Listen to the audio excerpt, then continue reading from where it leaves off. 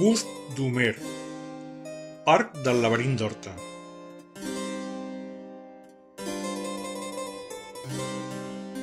Bust d'Homer al Parc del Laberint d'Horta. Se'n desconeix l'autor. Es creu que data del voltant de l'any 1800. N'hi ha poques dades sobre aquest bust, i les poques que n'hi ha són confuses, com per exemple que depenent del lloc on mirem, es digui que és Homer, el rei Mides o Hèrcules.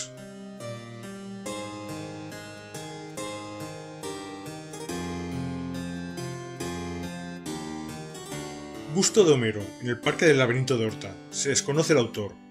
Se cree que data de alrededor del año 1800.